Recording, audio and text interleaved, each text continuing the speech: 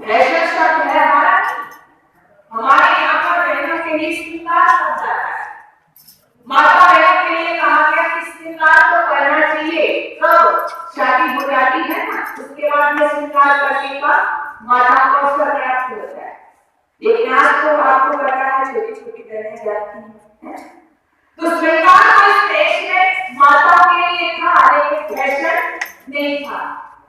आप कहोगे बहन जी श्रृंगार और फैशन में अंतर होता है क्या? कि पता है आपको? बोलो, पता है? नहीं पता है। श्रृंगार और फैशन, देखो सब बहनें यहाँ पर बैठी हुई है, मैं बताऊं, आपने बाल काट रखे हैं, अच्छी तरह से संभाल रखे हैं, बालों को अच्छे से पीछे ले जाना, अच्छे से चोटी बनाना या और कुछ बना लेना पीछे करके, ये क्या है? ये श्रृंगार है। और आगे से 4-5 जगह से काट कूट के इसको आगे लगता है, ये क्या है? हाँ जी, ये फैशन। तो क्या कहा? श्रृंगार को स्त्री करती है, उसका भूषण और श्रृंगार बताया कि श्रृंगार बताए गए, तो वो करती है। लेकिन जो फैशन की कठपुतली बन जाती है, वो स्त्री कभी भी अपने माता पिता का, अपने देश का नाम रोशन नहीं कर पाती। इसलिए हमें ऐसी स्त्री नहीं बनना है। हमारे पूर्वज, हमारी आदर्श, हमारी माँ सीता है, हमारी माँ सावित्री है, अपर्णा है, घोषा है, और इस देश के अंदर तो ऐसी वीरांगनाएं, मुझे बड़ा अच्छा लगा आपके क्षेत्र में आकर के। अब तक मैं पढ़ती आई थी किसको? झांसी वाली, किसको? अच्छा, एक फैशन के चक्कर में रह जाती है जी, फैशन के बनावट के चक्कर में रह जाती, तो आज तक इनको कोई याद है? अपने आप में कितना इन्होंने वीर को अपने शरीर में भरा, इनके अंदर कितनी वीरता थी, एक से थोड़ी है। बचपन में अच्छी तरह पढ़ना लिखना, उसके बाद में अपने शरीर को मजबूत बनाना, युद्ध करना, घोड़सवारी चलाना, इससे क्या है? आप सबको शक्ति हो जाएगी। अपने शरीर को सुदृढ़ बनाया, और उसके बाद में यदि जरूरत पड़ी तो दुश्मन के साथ भी लोहा लिया। और इसलिए तो सीधा सीधा बैठ, याद करते हैं, उनमें ये हर बोलों के हमने सुनी कहानी, और खूब लड़ी मर्दानी, सीधा सीधा बैठ, सीधा। झांसी वाली रानी को हम याद करते हैं। ऐसी बहुत सी बहनें हैं, इन्होंने अपने आप को इतना सक्षम बनाया था कि आज तक हम इसको भूल नहीं पा रहे हैं। बहनों, जो सादगी की मूर्ति होती है, वास्तव में ऐसी देवियों को ही इतिहास याद रखता है। एक बात मुझे और याद आ रही, बहुत सी बहनों को लगता है कि चलो हम तो सादगी का जीवन इसलिए जी रहे हैं कि हमारे पिता के पास में ज्यादा ऐसा साधन नहीं है कि जिसके माध्यम से हम बनावट दिखावट कर सके, कुछ बेचारे मजदूरी करें। लेकिन जो साधन संपन्न लोग हैं, उनको लगता है नहीं, अगर हम ऐसे कपड़े पहनेंगे, यदि हम ऐसे रहेंगे तो हमारा स्टैंडर्ड डाउन होगा। और मैं तो आजकल के माता पिता से भी कहती हूँ, उनसे मिलती हूँ, देखती हूँ कि आज इस देश के अंदर एक कपड़े का बहुत बड़ा व्यापारी पूरी दुनिया को कपड़ों से ढक रहा है, पूरी दुनिया के लोगों के शरीरों को ढक रहा है। लेकिन आश्चर्य तो वो है कि जिसकी अपनी बेटी को वो पूरे कपड़े नहीं दे पाया। अपनी बेटी के लिए उसके पास पूरे कपड़े नहीं है ढकने के लिए, जो पूरी दुनिया के कपड़े ढक रहा है। ऐसी स्थिति इस देश की हो गई। लेकिन ऐसा भी नहीं था यहाँ पर। मुझे एक घटना याद आ रही है।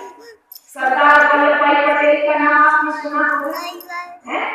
सरदार वल्लभ भाई पटेल जब वो गृहमंत्री थे भारत के, तो कहते हैं उनके एक मित्र थे महावीर जी त्यागी।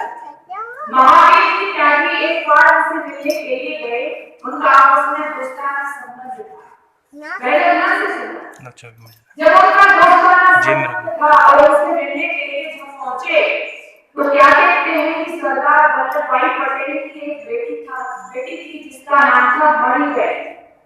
जैसे ही घर में प्रवेश करते हैं, क्या देखते हैं कि मणिबेन बैठी हुई है, और जिस दुपट्टे को वो अपने सिर पर उसी को सुई से हाथ में लेकर के सिल रही है। यानी जो दुपट्टा उन्होंने वो था वो एक तरफ से फुटा हुआ था, इसलिए उसको वो सिल रही है। जैसे ही मामले के आगे दूसरे देखते हैं कि मणि बहन उस दुपट्टे को सिल रही है जिसको वो ओढ़े हुए है, तो त्यागी जी थोड़े दिनों की स्वभाव के थे। हंसते हुए कहा, मणि बहन तुझे देख करके कौन कहेगा कि तू भारत के गृह मंत्री की बेटी है।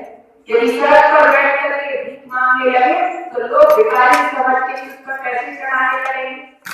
जब ये कहा तो मणि बहन देखो इस देश की बेटी, गृह मंत्री का पद तो छोटा मोटा पद नहीं, गृह मंत्री की बेटी।